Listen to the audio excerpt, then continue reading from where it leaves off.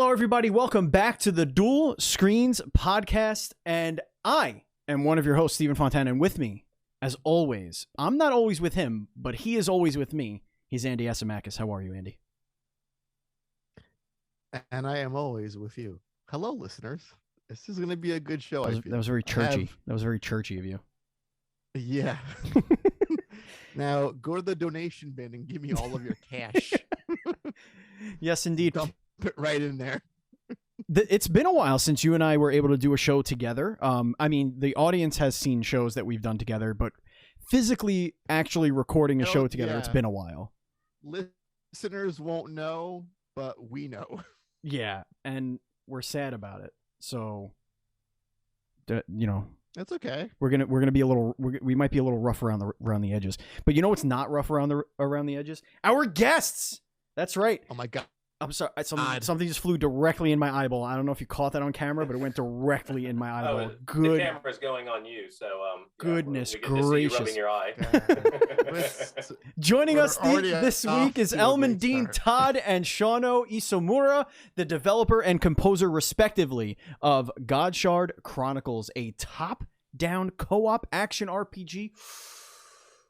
Oh, that hit every single thing I love about video games. Based in the world of Godshard series of novels and inspired by titles such as The Legend of Zelda, Grandia. Oh my God, you're hitting all the key words here. And the Mana series. Gentlemen, welcome to the show. Goodness, that's quite an intro. My word. How are you guys? How's everything going? Great. Yeah, we're good. And thanks for having us. I think the last time Shauno and I did an interview or one of these, we were speaking Japanese the whole time. So yeah. Oh, now it's nice to switch it up, right? Ooh, rapid fire might get interesting, Andy. Okay, we're gonna have to bring you guys on first to like on the spot translate if we ever have. Hell yeah, Japanese let's do it. On the show. Actually, I'm gonna book Kojima right now. It's a huge issue. Like we've had the opportunity and we had to not take that opportunity because of that. But that's not why we're here, right? That's not why we're here. We're here to talk about your game. No, but what are we doing? We're doing the Duel Screens podcast. Listeners, it's so simple. It's so simple. The Duel Screens podcast is the internet's #1 indie developer interview podcast on the entire internet, hosted by two people you've never heard of, probably. The show posts each and every week for your listening pleasure on Fridays on your podcast service of choice, including our home, Podbean. That's right, Podbean. That's our home. But we're everywhere. We're on Google Play. We're on Apple Podcasts. We're on the Spotifys. We're on iHeartRadio. We're everywhere podcasts are found. So find us and subscribe to us. And of course, you can watch the video version of the podcast on our YouTube channel, youtube.com/dualscreens TV. If you want to support our podcast with your hard-earned cash dollar bills, y'all, you can go to patreon.com/NDS podcast, just like our Patreon producers, Colton the Apprentice Nestler, FNH Paul, and Vegas Girl on Fire. We cannot continue to grow and cover these video games at the speed and veracity that we do without all of your support. So thank you so much for that. Again, that's patreon.com/NDS podcast. Andy, this... just saying the introduction to the show has got all the blood rushing to the wrong places. The lead-off question? That is correct. Andy, please take us into the lead-off, the ceremonial. Uh-oh. You just cut off on me. I hope your internet's not shitting the bed. Saying. Okay. No, I'm here. Okay, I'm here. I hear you now. I'm totally here. Andy, shut up, okay? We're doing a show here. Stay professional. I am professional. All right. I'm putting this on the tee. Professional. It is now time for you to hit us with the ceremonial lead-off question of the show. It isn't a question. Oh, boy. It's more of a request for our good friend Elman over here. Okay, Elman, get ready. Who, from what I understand, is an author. He is a collector of JRPGs. It's a really great thing to do. I appreciate that. But he's also a former. So what I would like to have. Hold on, Andy. You. I don't know if anybody. The game looks amazing. Did this gargle for anybody else? Is anybody else getting gargled, Andy? Yeah, it cut off. Yeah. Okay. Yeah. So a collector of God damn it. games and then something else. You said something else after that. We want. This is Yes, important. he's a You're collector of JRPGs. JRPGs, and then what was the next one? Got all. He is a former police officer. Oh, okay. That's important. I'm glad I asked you to repeat that. It's very important. Okay. And my request is that even though his game looks so goddamn good, it's got all the sprite goodness going on. Lots of sprites in there. I would like him to forego this endeavor and rejoin the force and come to New York City, where we need someone like you, because Times Square is scary as shit these days. It is a terrifying place to walk around, let me tell you. And you work right there, buddy. I am in the heart of the beast, and every day is a brand new story of debauchery. And that's not good. I think that's a good place to start, because how does one go from being an officer of the peace, a police officer on the streets doing the thing, putting the bad guys where they go, helping people, all that fun stuff? How do you go from that to do? I don't even know. Like, the only true 180 from that is becoming a crackhead drug dealer. But like, outside of that, like, video game development is pretty much on the other opposite side of things. How did you get to that? Like, what made that switch go off and you just kind of head in another direction? Actually, there's I was working with well, she got promoted to sergeant. When we were working together, she was an artist, and you know, and I wanted to be a writer. And what we were talking about, we didn't pursue what, you know, we really wanted to do. And she's like, well, I haven't drawn anything and painted anything in years. And I said, well, I haven't done any writing. So at the time, we decided to get back into it. And she actually heads security at one of the local conventions, Pensacon. And she says, well, if you get that book done, I'll get you a booth. And it's really hard for a writer to get a booth. And I was like, oh, fair enough. So that's what I did. I started writing books. And during that time, when I started pumping out these books and doing conventions, people go, oh, love the art. Is that a video game? No, but that's not a bad idea. And during all this time, Shauno and I, we usually exchange, you know, we post our collection. He collects a lot of JRPGs too, and much more. He collects, you collect fighting, you pretty much collect anything, don't you? Yeah. So we went back and forth with our collection, and I think he noticed our Lunar collection.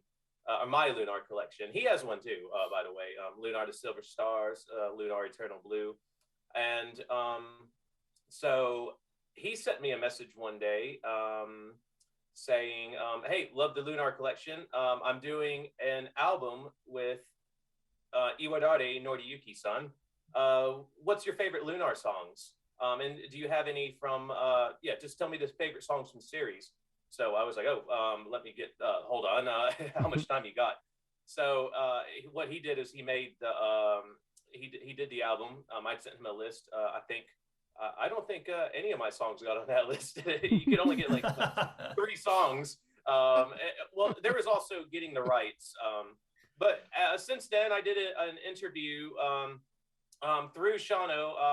I spoke with Noriyuki Iwadare-san, and we did an interview for RP Gamer, which I'm still a staff member. They haven't kicked me off yet, even though my my submissions there have been kind of dwindling because of my game development. But yeah, I did an interview with him for that site, and then just one day I decided to do the game for the book series. So because the lore is already there, we got the whole world set up. I mean, you know, and I had loads of art, so why not? So, and then Shauno and I, we were always discussing, hey, if I do a game one day, can you compose for it? Because you should hear this man play violin and such. We haven't released any tracks, but the tracks Shauno has sent me are amazing. Actually, both him and he and Iwadare-san are making some really amazing tracks for this game. And I'll let you, Shauno-san, I'll suck any deals up. Got some Japanese going on there. Actually, Elmon, can I just quickly ask you something? Sure. Behind you, what's that behind you? Which one of us? Yeah, which one? On your left. On your left. that Is it Andreas or Steve? Who are you Andy or talking Steve? to? oh, Elmon. Okay. Oh. Yeah. We had a conversation there Yeah. Oh. before we started recording, and it's not a, I don't want to say it's a bet, but it certainly looks like a pool cue, but also looks like a sword. Can you read that kanji? I think it says Masamune, right? Masamune. So So it must be a. Damn. Wouldn't it be cool to be cultured and know another language, Andy? Well, you know Greek, but What goes on? What goes on in that room? I love this show, by the way. It's like it's soundproof, and he has a sword in it. Doesn't make That's, sense. Perfect sense, actually. So, are you two familiar with Margaret Weiss? She gave me this sword. She writes the Dragonlance series. Oh, okay. And I know the So- series. Oh, okay. So yeah, she's the main author for it. So I used to date her daughter, and we were doing a convention, and one of her fans gave, and it's an actual, it's a real katana. So one of her fans was a sword bender, and this is one of his real blades he had, and he gave it to Margaret, and Margaret, she knows me. I collect swords and guns and all that, so she goes, "You want a sword?" I was like, "Oh yeah, I do." So, yeah, I so absolutely it's, want a sword. So that's Wow. it's a really well balanced blade. I mean, I also have another one from the Japanese World War II era. It's in my gun safe, but it was taken from a soldier. But that's my other one, and that blade's not even as balanced and as nice as this one. So yeah, I didn't have any other place to put it. So I just stuck it in the corner, and I didn't want to leave my. And then Oh, go ahead. and then she said, "If you hurt my daughter, I will use a mightier blade to cut you down." She had a few. Yeah, she just didn't really. She wasn't too much in. Actually, she gave me a gun too. It was one of those 1800s. What is going on? One of those 1800 replicas or whatever. You Free had exchange of weapons. Yeah, she was, I am in the wrong circle of friends. Stephen, you are useless. I have given you never got plenty a of gun weapons, from you, sir. A rifle. No, I've given you other weapons. Like, I don't know. Where's my katana? Where's my nunchucks? Where's my throwing stars? You are slacking, dude. I gave you a picture of like a frame. No, you gave me a frame thing. I have that. It's up there somewhere. I did give you a frame thing. Yeah, I did. So that was one hell of a tangent. Swords and guns. Oh, so Shauno, I do. Go ahead, Andy. Go ahead, Andy. Go No, ahead. it's like I find it amazing how so many renowned and well-known Japanese composers and developers like come out of the woodwork to like work on these newer projects. Like this dude worked on Lunar and Grandia. It's like these aren't like no-name titles. It's to me it seems like, like a really famous actor, but they're like kind of old in their years that can do work for cheap, but they're just well known. Right. Like I feel like I can get this gonna score like my like bar mitzvah or like my local bris. Like that's how accessible they are. I feel like after a certain point. But how does that feel like as an RPG fan having such a huge name like behind your first video game endeavor? Oh gosh. No, I mean I pretty much grew up playing Lunar. I had on a Sega CD. I have it on the Mega Drive now too, and the PlayStation and Sega Saturn and all that. But no, I was a huge fan of the music at the time. I think I was 12 years old when that game, the first one, came out. And no, it was. I mean, yeah, that was my favorite soundtrack at the time. I mean, I liked it some ways better than the Final Fantasy and all that. So yeah, working alongside Iwadare-san, it's quite what's that word, surreal, if I could say it. Shauno, how about you? I mean, you got into his music through Grandia, so feel free to tell us your side of it. Yeah, actually, Great series. yeah, I talked about this in the another interview as well, but my first one was actually Grandia 3, which is not your typical, people talk about Grandia 1, maybe 2, not so often talked about, but because primarily my gaming it started from the Super Nintendo and then Nintendo 64 and stuff. But back then I was quite casual. And then from PS2, that's when I really started gaming a lot. And that's when Grandia 3 came in. Actually, I first got it purely because it was real cheap. Because in Japan, JRPGs are actually quite cheap compared to the West, which is, the like Shadow Hearts and Grandia, they get real expensive there. Oh man, Shadow Hearts! Holy shit! We like to charge by the hour. Holy so. shit! I have not heard that title in 1,000 years. Oh my god! Yeah, some gems in the PS2 era. Oh, but yeah. yeah. So after listening to Grandia 3, that kind of got me an idea that I wanted to make like wanted to be involved in like video game music.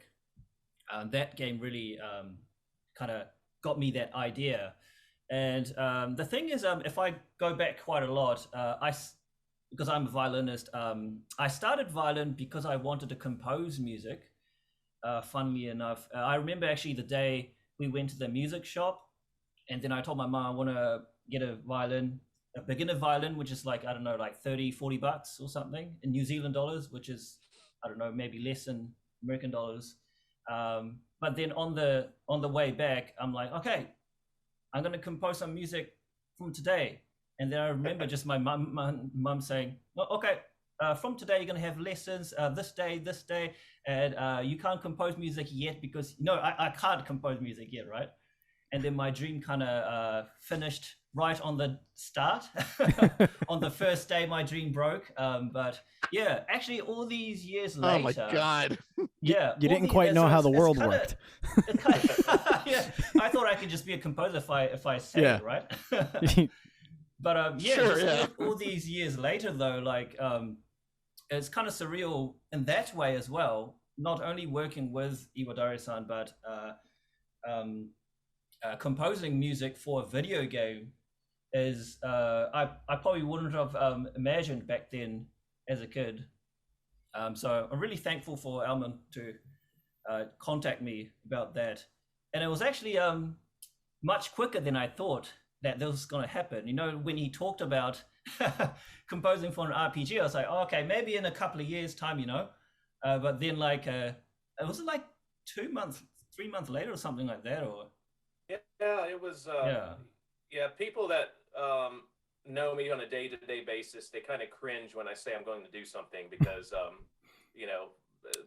I usually end up doing it. And then not only just, I don't give up on it, I just do it all the way. And which can be scary sometimes because whatever idea comes. So it was rather quick because 3 months ago before, when I talked about it with you, it wasn't, it was just an idea. And then I was like, then that time I contacted you. I was like, I got a programmer, by the way. I got a pixel artist. Let's get started on this. Wow. Yeah, it was real quick. I mean, but that's important though when you're in this scene, because it takes a lot of drive, a lot of patience, a lot of good fortune to really get these kinds of projects going off the ground, let alone actually, finish and complete them. Talk a little bit about the process. How has this been going? How long ago did this start for you? What were the challenges that you led up to? I know there's a lot of questions there, but that's kind of like the story we want to hear here. We want to know like the nitty gritty of how this thing came to be. Well, about a year ago is exactly when this project started. So I would say it started really with talking about it with Shauno. So since he was on board from the very beginning, I could scratch composer off the list because I've already got one. So I did some research on the internet. I didn't know a thing about, I can't program anything. It was just a few months ago when I started, learning a little bit about Unity and, I'm using Tiled and Asprite and all that. So at the time I didn't know anything. So all I knew was there was RPG Maker, and I did not want to make a game. Not bashing any games. I played plenty of great games with that, but I wanted an action RPG. One reason for that is loads of my friends do not like turn-based RPGs, and that's why I forgot RPG Maker. Otherwise, I would have tried that. I mean, I did download the software, but most of my friends go, "Oh, I don't let that, those button mashing and all that. I just want to, press the button and kill them." So I understand. So Legend of Zelda, Secret of Mana is a bit more appealing to people like that, and so I wanted an action RPG. I looked up. Oh, Unity was a game engine to go to, so I looked for a Unity programmer. Got one. Got a pixel artist, and then as time went on, I tried my hand at a few. So if you look at the game, some of the flowers in the field, I did those. Just not trying to pat myself. It's on more the than back. I've ever done. They're lovely. They're Thank lovely. you. Beautiful flowers. I did have a couple other NPCs, but we put them to resigned them to the dustbin of history. The final the players do not need to see this just in, Andy. What's just this just in, a 2022 Dual Screens Award for Best Flowers in an indie game. Oh my We God! got it. Yes. We're gonna make the plaque. It's gonna happen. We just got it. The votes just came in. They came in my ear. Awards, We did, and we're just gonna give it awards. Yeah, we're just gonna do it. I love how he makes it sound like you walked to the plaque, right? corner market and you found the pixel artist and the programmer, like you're shopping down the aisle. It's like, I'll take one artist, one developer. Check out, done. Yeah. Like, all right, so and now we have a video game. Excellent. I'm going to bed. So it was really choppy at first, though. That it didn't work out with. I don't have those two. The pixel artist style wasn't what I was looking for. Plus, the programmer, wasn't. Some of the people on the staff, it just wasn't. We weren't getting the updates like we needed to. So I got two new pixel artists. Their stuff was more of our style that we were wanting. We got a new programmer now who is quite. If I ever want to feel, rather stupid in life, all I need to do is just have a 30-minute chat with him about Unity, because I mean he's a genius when it comes to setting all this stuff in the game and helping me. Making it simple for me to understand, because I never had any training in all this. So right. He's an excellent teacher. So anyway, I don't mean we started getting I don't mean to cut you off, but I just want to I want to dive a little bit in that relationship, because that's very unique. Because like Andy and I, we always talk back and forth. We're like, what would make a cool game? This, and then we could write a whole story. We could come up with all the characters. We could come up with all the game mechanics. We could come up with the levels, the level design. Like we could come up with everything, but we don't know how to do any of it. So is that kind of like where you came in? Like you just had this monkey kind of slamming coconuts together in your brain. You're like, I know what I want to see made, but I don't know how to make it, and I have to trust that there are these other people that can bring this vision alive. And then as it's being built, as you're seeing it, like you're able to like contribute a little bit to it physically as opposed to just directing. But like, how do you manage that relationship as the person who has created, you're the genesis of the project, but other people are ultimately creating it for you. What is that like? How do you do that? How do you manage that? I feel like that would be very difficult to do as the creative and not the creator, as it were. It's not bad. As long as everyone on the team wants to create something like you do. I mean, in a sense, I mean, I love collaborating. I'm not that, I'm not that dictator. Shauno, we have to have the song just like this, Right. You have to allow some creative freedom. So like now Shauno sent me a few things. Most of them are amazing. Some I'll be like, not quite feeling that one. I mean, and what he does is he just goes, and hopefully Shauno's not hating me right now. So Not at all. Not at so, all. but no, he's so. And as far as the pixel artists, I want them to be their game as well. They have to have like, one of them has already made an RPG on the Game Boy when he was at the university. That was part of his hobby. So it was his dream to make in RPG. So you need everyone on the same page. You have to have they have to have the same passion, like a similar passion. Like Shauno's always wanted to create a game. The other people on a team always wanted to create a game. You can't have someone on a team that just wants to collect a paycheck. And if you have someone like that, you can send them, hey, can you do this? Okay, yeah, what do you want me to do? What else do you want me to do? And if they have the attitude, as long as you pay me, I don't care how it looks. I mean, you can't have that because they're going to give you absolute, rubbish. It's going to lack, right. You've seen games that were produced like that. It was just a cash in and it lacks that integrity. And another thing I look for when getting people on the team is what have they completed? What stuff have they completed? I mean, just like I've written stories, I've completed several books. If I got a writer that wanted to write books and they haven't written a single book, that tells me a lot. I mean, it's not everything. Some people, first time they do it, they knock it out, out of the park. But same as like music. Have you ever composed a song before? If you haven't composed any song, just only the intro, that also tells me a lot. Now if you have several albums here and you go, here, this is what I have. Okay, now I can see what you can do. The same thing with pixel artists. What have you done? Some people, I have had illustrators apply. They haven't hardly done any pixel art. So I was like, okay, what can you animate? What can you do backgrounds? Can you do sprites for the characters, monster designs, scenery? So if the larger portfolio they have, the more it tells me. Like Shauno, he's worked with Noriyuki.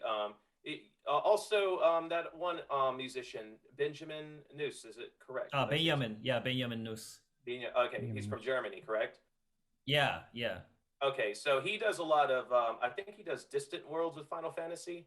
Yeah, he plays all the like Kingdom Hearts World Tour. I've seen that. Final Fantasy, Distant World. Mm-hmm. So Shauno has done an album with him. It's called 12 Doors, tribute to Noriyuki Iwadare, and that's with Benjamin. And that shows me he actually records and completes his stuff. Like knows the steps to get that done and. Right. But we had the same interest. Like, we had the same interest in regards to music on JRPGs. We didn't want that, that composition that's just background ambience. We wanted that melody that's catchy, that draws the player in. And, when you're playing a Dragon Quest game, you can hear that melody and you can instantly say, oh, that's from Dragon Quest V. I think of the town from that. That's what we want players when they play the game.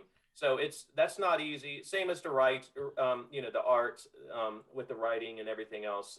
I take that same approach, and it's getting the same people, voice actors too.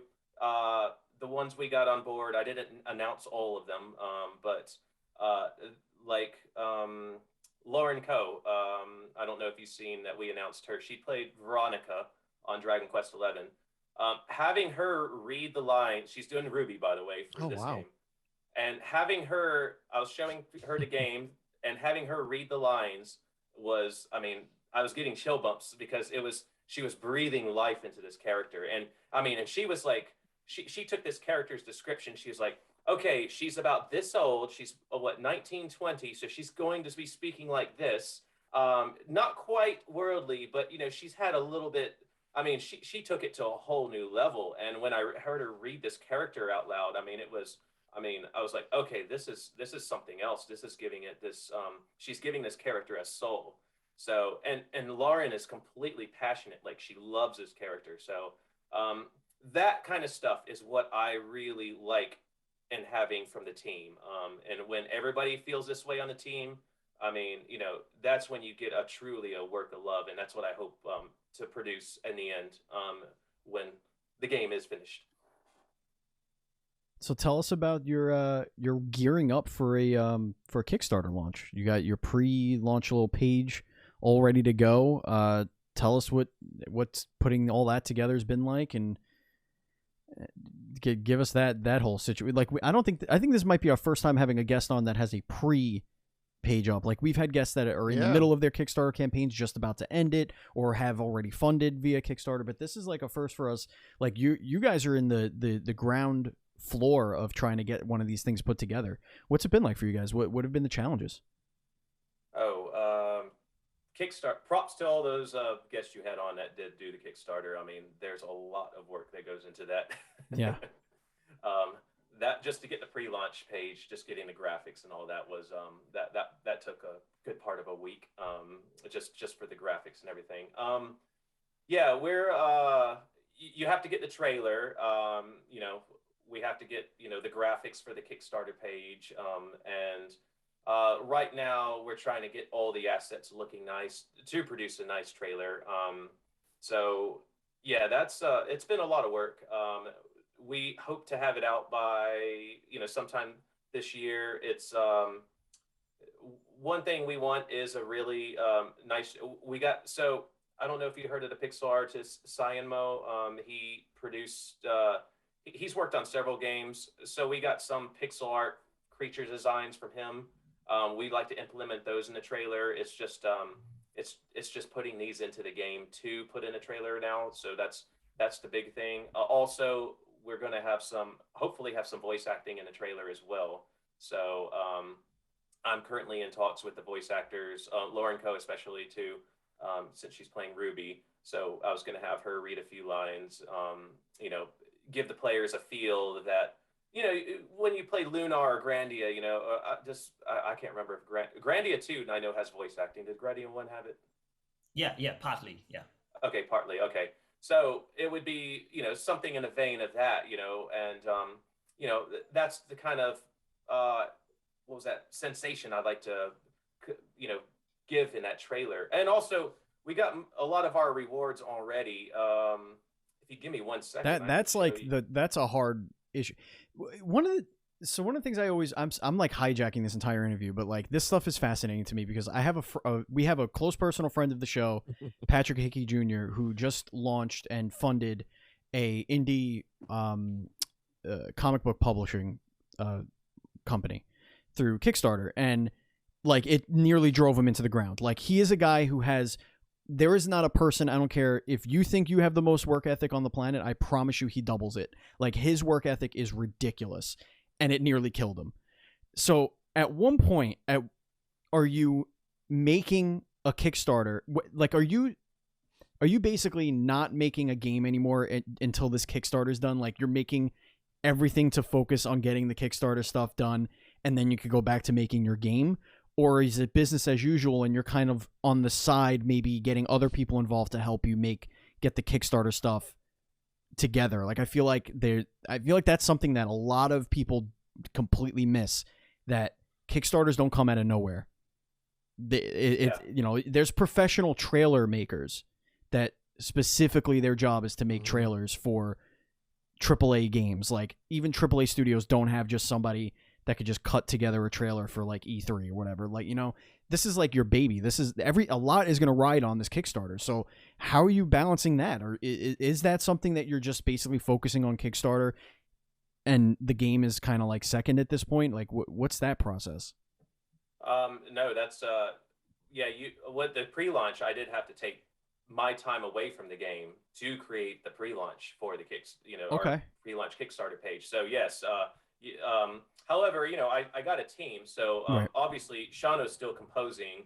My pixel artist is still, drawing, or both of them are still drawing their pixel art. I might get one of them to say, hey, can you help me with these graphics, and just, instead of you doing this, just do this for a week.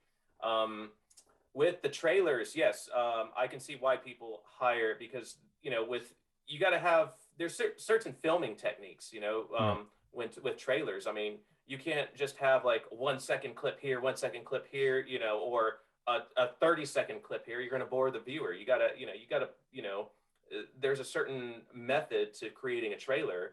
And that's why I see people hiring professional ones. And also we're probably going to go that route too, because I don't want, I don't want to give a trailer that's rubbish, but, or amateurish looking, because that does represent your game in a way. So, but yeah, we're getting, yeah, eventually I'll have to get like all the assets together to, produce like, okay, we got to tell the story, a little bit of the show, a little bit of the story, the characters, but the gameplay, like the co-op. We really want to show our co-op. We want to show our variety, some of our monsters, the character designs. So, also Kickstarter, the rewards. I don't know what your friend, what he did to produce the rewards. That's going to be, that's a whole job in itself. Luckily, I got my book series. We have loads of art already. If you give me 1 second, I can show you what one of the rewards will be. Oh, interesting. This is an exclusive. Exclusive. Wow, look at this. Ladies and gentlemen, this is an exclusive for Dual Screens, the Dual Screens podcast. We are about to see some serious top secret double probation stuff. This is Elman is back. Let's see what happens here. Okay, so we got this. I'm really nervous. 10-inch, 25 centimeters. Whoa! Oh, okay. Never mind. It's a resin statue. Okay, it's a statue. This is Whew. gonna be so great. So that looks gorgeous. So if you look at the cover of the game, you'll notice the main character is dressed in the same armor and everything. I see that. Yeah. So and it's quite heavy. It's everything's put together by magnets. So it takes a little bit to. What the hell? Ripped her head right off. There we go. For our audio listeners, this is a beautiful statue, or I don't know what the word is anymore. I can't. Steven, Statuette. for the audio listeners, please go to youtube.com /Dual Screens TV. Hit the subscribe button. See what he's doing. That's dope. So we'll have probably so that's cool. About 50 or 60 of those for backers who want that little extra bit of one of the. It's basically a Mana Knights, the type of characters we have in the game, and the main character is going to be Mana Knights. Two set aside for us. Got it. 62. There's going to be about 62 of those. I have a question for Shauno. Thank God. I was tired of carrying the show on my back, Andy. It's about time you get involved. Because before Elman mentioned the importance of like a catchy tune that when you hear like, oh, that's Dragon Quest, that's Zelda, like you know it off the bat. And typically with games that are pixel art based, like as much as those graphics can draw the attention, the soundtrack I think is even more important than the art design in a lot of ways, especially in an RPG. How do you know when you found the right combination of notes and be like, this is the one, this is the memorable track, this is the final the it song for like a battle, a dungeon? How do you know when it's right? I think that's something that I won't be able to tell myself. It's when I hear feedback from someone else that might be like, oh wow, that's good. And of course the first one is Elmon. I'll send him like a little clip on Facebook messages, and then he'll say if it's good or not. And then actually my mum actually listens to it as well, and see know her best, reaction. Man. Oh, that's cute. It's interesting because that's two different opinions on one that's a gamer. Elmon's played a lot of games. He knows a lot of RPG stuff. And there's my mum that she doesn't know anything about RPGs. Well, actually, she started playing Dragon Quest VIII this year, but last year. She actually finished it 140 hours. Wow, that's... that was her first gaming experience. 140 hours, Dragon Quest VIII. And then she went on to do Dragon Quest Builders, finished that 100-something hours as well. Wow. Anyways... can we get your mom on the show next? Yeah, she'll be our next guest. Anyway, where were we? Is your mom like a typical Asian mom? Like, this doesn't sound good enough, work harder? Actually, she's quite loose. I think, like compared to other Asian moms that I've been hearing. Yeah, she's a bit more lighthearted, I think. I can answer. My mom is a very typical Asian mom from the 50s and 60s. I got beaten a lot. Oh my God. I got chased out the house with a butcher knife. Oh, Jesus. Oh, I think we're all in that age range. I got like choked a couple of times, punched when I was a kid. I feel like it's of a certain generation of moms that wouldn't mind like beating you to like near death when you did like the littlest of things. Oh yeah, minor transgression. My mom used to always tell me. Even I got choked for going to the arcade. And I never got choked. I never got choked. For good reason, Andy. You're a friggin' punk. You're a punk kid. For spending the laundry quarters on Street Fighter 2. That's why I got choked. Oh well, you know. Go on. Yeah. Well, back in the day when I was at university, girlfriends used to say like their eyes would get big like golf balls sticking out when I tell them about the beatings I got when I was a child. And then after a few months of beating me or of dating me, they'd say, "Oh, your mom apparently didn't beat you enough." Yeah, good. Well, welcome. This has now become therapy. I'm happy. This is what Dual Screens is all about, isn't it, Andy? Mental health check. Everyone's okay. All right, no regrets. Oh no, I'm happy with it. Hey, she's if she beat me a bit, but she's always had complete faith about the video game, about my books, you know, about my career in law enforcement. She's always been 100% supportive. So, I mean, if I could say anything, she just hit you with a right cross every now and again. Keep you on I told track. her about the video game. She goes, "Oh, I think that's a really good idea. Yeah, you'll do a really good job on that." So, you gotta take a few beatings to get a couple, so. Now, I do have a similar kind of question for you, Elman, because when you invoke names like Zelda and Mana when you're making a game, it's easy to make a game that looks and feels and plays just like that. How do you break that mold and make it something else entirely? I feel like its own identity. That's not just like a derivative of something we've known for years. Like, well, it's a Zelda clone. How do you shake that sensation and make it your own and different and unique and worthwhile for my hard-earned cash on the Kickstarter when it launches? Well, for when we reference those games, we're referencing aspects we like from. So, like Zelda, I always love the combat. It's just quick and easy. You pick up the controller, you know what to do. You hit that A button or whatever, swing the sword. That's what we want for this game. Is when because it's drop in, drop out co-op for the second player. I can have a friend or something. Hey, you don't need no tutorial. You don't need a tutorial. You just pick up the controller and play. I love that. So, but we want the combat to be fun and have enough depth to, for people a bit more skilled. So it would be both for beginners. I mentioned the Zelda because people equate Zelda with that. Secret of Mana would be just the multiplayer. Obviously, the combat would be a lot different. You don't have to wait till that thing gets your gauge gets to 100% and then thwack the enemy. Wait till it gets 100%, hit the enemy again. That takes too long. We just want you to beat the shit out of the enemy and just get on with it. So, story-wise, we want that JRPG. There's a certain way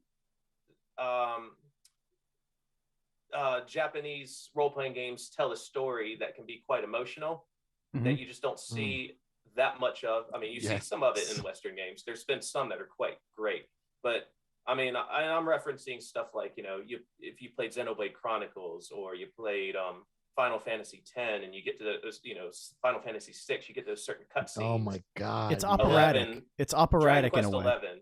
Yeah, Dragon Quest there 11. was an actual opera in Final Fantasy VI. Yes. Yeah, so you get to these cutscenes, the music plays, the characters have their dialogue, and that that music will just hit you. We want that in this game. We want you to take, we want you to just really feel the story. Like you got the sad moments. We want to make players laugh, cry, and all that. So, and just have an overall good time too. So that's what we're going for. We referenced the other ones as more of it has elements of these. We're just trying to take the best elements of those games and just put them into something that we've always wanted.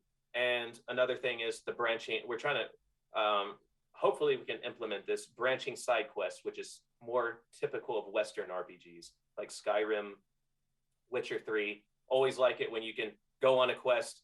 Oh, I have the option to help him or screw him out of his money. We want to give players that bit too, to a degree. So nice. Sure. Andy, it's about that time, buddy. It's about that time. Yeah, it's just, it is about time. But like, again, like telling an emotional story, like, is such a Japanese thing. It's like, I have played games where people die and I feel nothing, but I play like an old school JRPG. I see a little pixel like flash and die. Like, it's so simple, but I'm like in tears because the story is so well done. Yeah. Just to get the chills. But yes, it is about that time. It's about that time. It is now time for rapid fire. It is. We have hit that time, and we have a very. This is an interesting dynamic here. We have a former police officer, so we have a few questions that I feel like are cheating, but let's do it anyway. Elman, if you got a phone call that Shauno was arrested, what was his crime?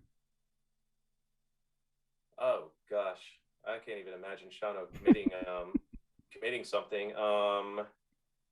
I really don't know. Shauno's just a good guy. I mean, exactly. So you get this phone call and you're like, he did what? Oh, I don't know. Oh, okay. I think Shauno is like it would be in Japan. He's the quiet neighbor that like he's got some heads. He's got some heads in the freezer. It would be on one of his visits to Japan, and he would be probably fighting with somebody over some limited edition release on one of his series that he because you should see his collection. I think if it was over the last bit, he would probably cause a stir. There would be violence. He would have a row with someone over that. Yes. So yes, that. I was actually going through Shauno's Twitter feed earlier this afternoon, and he was like, "Oh, I missed out to buy this." I was like, "Man, this guy is like really into this collecting stuff. It's like so intense."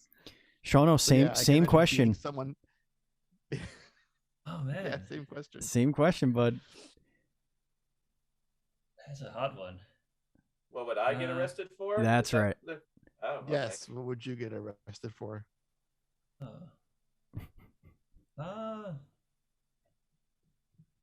Piracy? No, jokes. That's probably the easy one. Maybe we're all guilty of that. Maybe we'll all get. Andy's the pirate king. Oh, maybe. Yo, maybe the game collecting is a front. It's all an illusion. Like he collects games but pirates them all on the down low. Like, I pay for games sometimes. Let me go hide my emulation collection now. This conversation. We had this conversation. Don't look at my hard drive. A small flash drive. All right. Is that our answer? Are we going? Are we?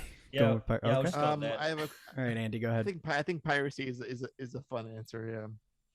Yeah. This is for Elman. Again, I'm gonna lean on the police officer background for a fun little bit. You get a phone call that either Steven or myself killed someone. Who did it? Who is more likely to kill someone based on your interactions with both of us in this last hour? Oh gosh, let me take a look at. Let's see. Do a psychological profile. I would say Steve. Interesting. Okay. Absolutely, Steve.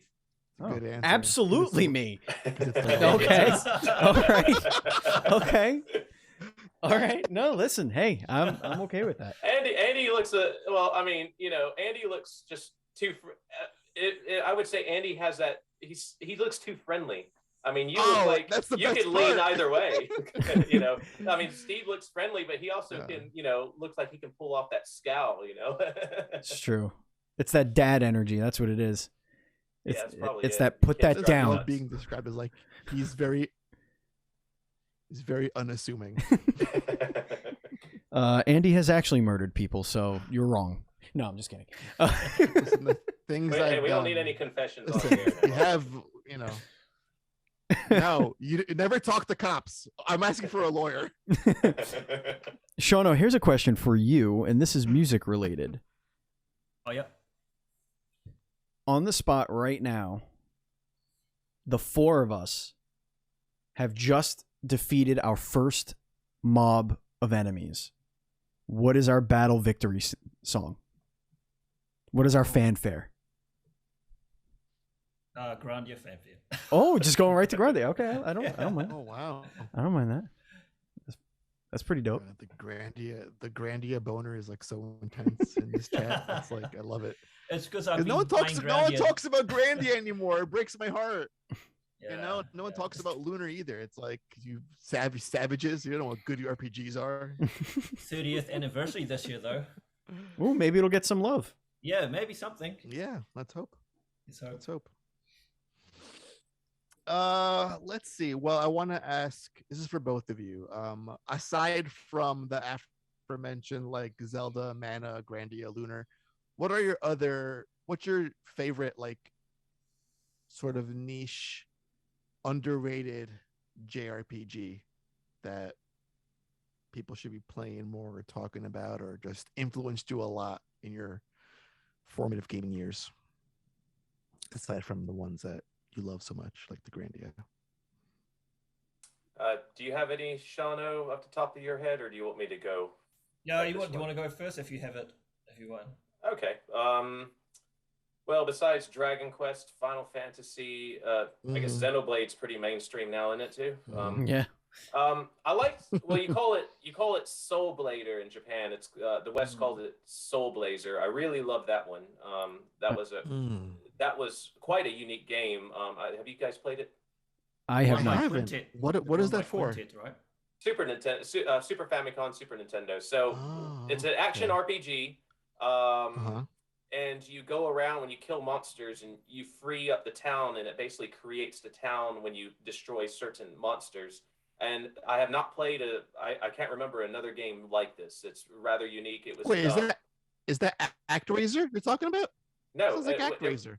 Well, it was published by Enix before they merged, and okay. It sounds similar. Quintet was the studio that, or the well, anyway, there was 3 of them made. It was Soul Blader, Illusion of Gaia, and Terra Enigmas. Okay. So those were Illusion the 3. Gaia, Yeah. So this one became before Illusion of Gaia, and I liked it much better. When I got Illusion of Gaia, I was kind of disappointed, believe it or not, because I was like, I like the other one better.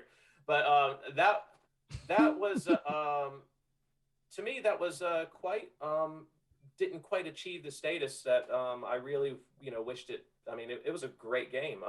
That's one of those games you can just knock out in a day or two. And besides the other mainstreams, sorry, I'm trying to think. I guess the Trail series have got pretty big lately too. Trail, Yeah. Legend of Heroes.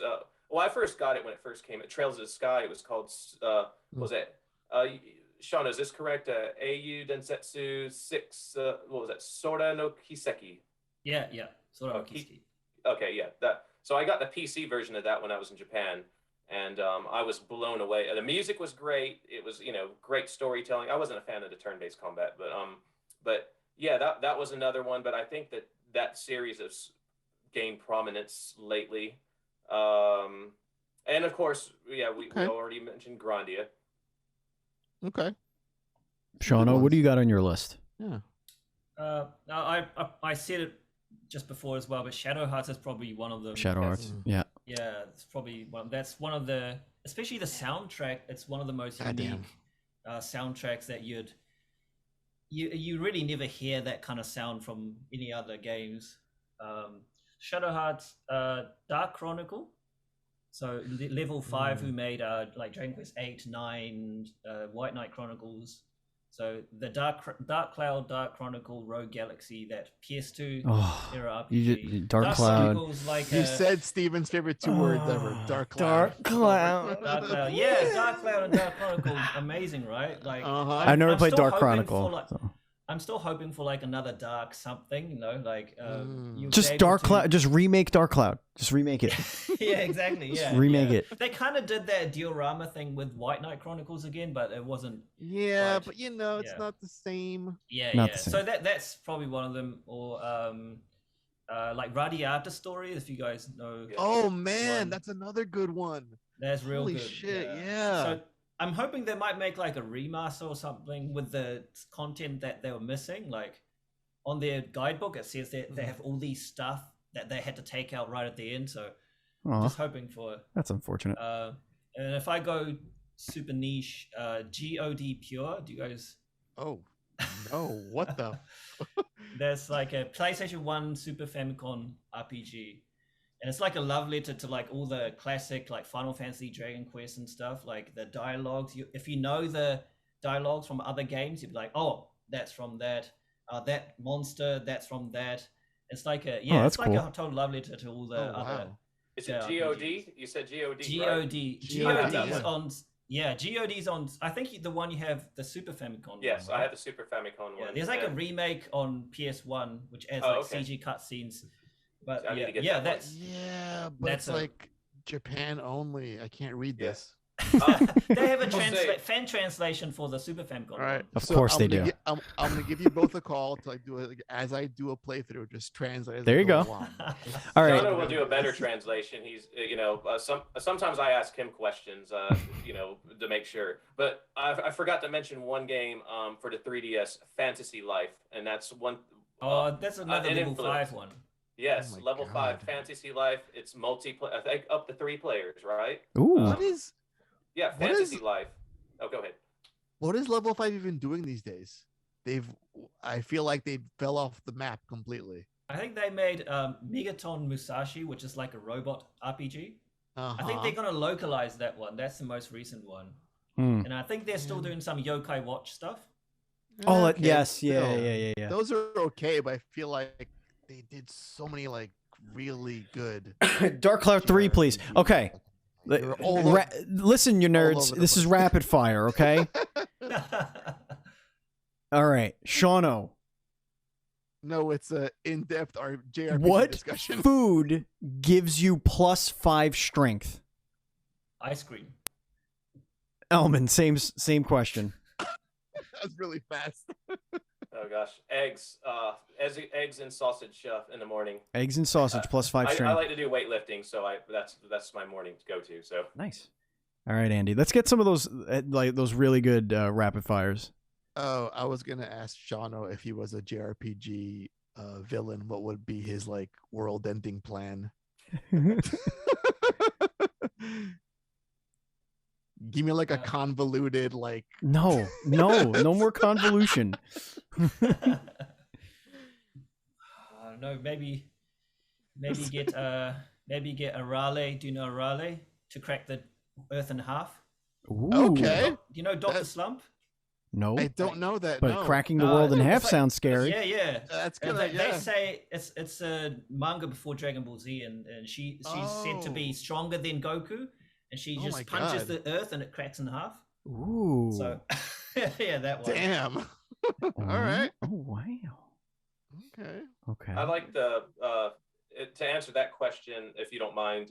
No, sure, I'll- go for it.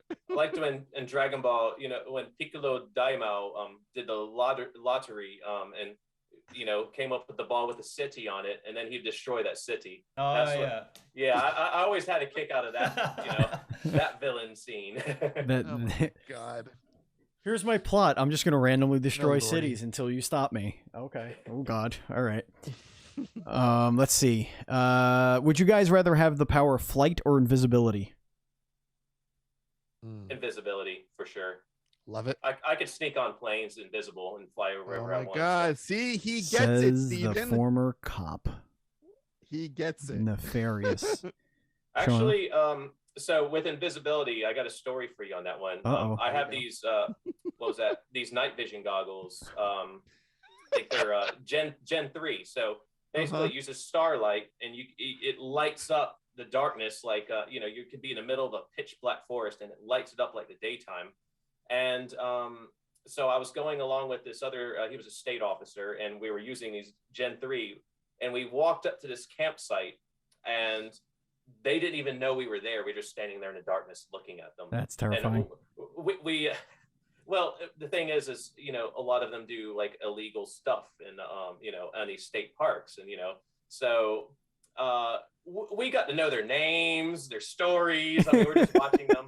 And then of course he goes first, and he goes out, state police. Oh, they almost shit themselves. But yeah, that's kind of like invisibility. I mean, you can, it's real. That was my one-time thing of invisibility, is watching people like this with the night vision. And then that's incredible. So it gives you that feel. Shauno, do you want to rethink your answer as to why they would arrest Elman? I think we found a better answer with that whole night vision goggle. Yeah. This is for both of you, and Shauno can answer first. Pineapple on pizza, yes or no? Yes. Yes. Me, actually. Well, in New Zealand, you know, that's like we island have life. All the fusion stuff. Yeah. Elman, did you answer as well? Okay. Yes, I could take pineapple on pizza. All right. It sounds like he'll tolerate it. He won't actually seek it out. It's not bad. I love pineapple. I could take pineapple on loads of things. I could eat pineapple on a shoe. You want to dare me? It's like barbecue sauce. Put that shit on anything. I'll eat it. Big stupid idiot. Go ahead with your question. All right. Well, this is it. This is going to be the final question. We're gonna really stop here. It's been so much fun. We're at the hour. We're over an hour. You know. I know, but it's good. It's a school night. Good radio. It's good radio. This is probably the hardest question. I do want to get back to playing Legend of Dragoon, so we should wrap this up. Yes, indeed. All he's done is complain about it. So, I'm playing Indivisible right now, and I can't get enough of that game. I love that freaking game. Okay. Final question, hardest question you're ever gonna answer. But here's how it's gonna work. Okay. Usually, we let our guests pick for themselves individually, but we're changing it up here, Andy. Okay. You have to come to a consensus of your answer together. Okay? Hardest question. And it's a simple question. It's binary. A baby can answer it. Literally, a dog can answer this question. And the question is, Andy or Steve?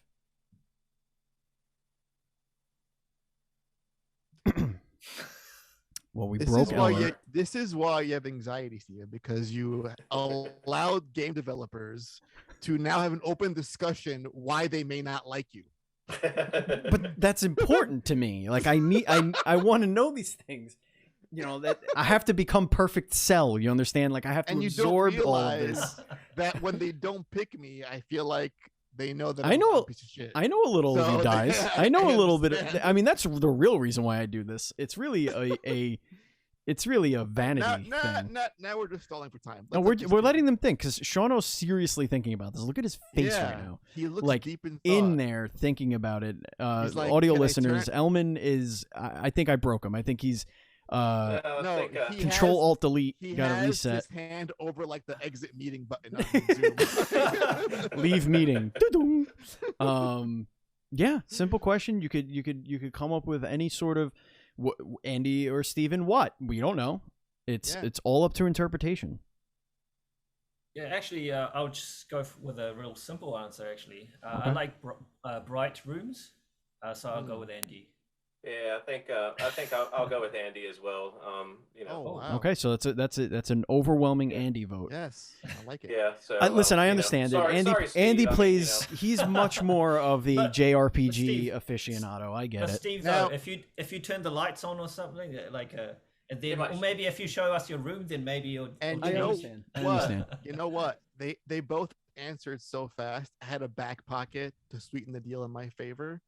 But I'll say it now since I've won. Of course you are. I actually bought a copy of your book before the show. So I should be getting a copy of Cursed Night on January 31st. Oh, thank you. Doesn't mean he's going to read it. You're a little too far to. Oh, it's paperback, baby. He does not know how to read. So He just can you mash the X button on your book? Can you do that? Says the guy who called him Elon before the show. I'm dyslexic, Andy. I keep telling you that. Anyway, folks, that is going to bring us to the end of the show. If you want to follow us on social media, we are at Duel_Screens. I'm at Batchild27. Andy is at Pants Guy. Gentlemen, Elman, where can everybody find you? Twitter, we're at Godshard RPG, or it's godshard.com, GODSHARD.com. And you could probably find Shauno the same, we link to Shauno all the time on Twitter. So awesome. And same as Instagram, same handle on Instagram as well.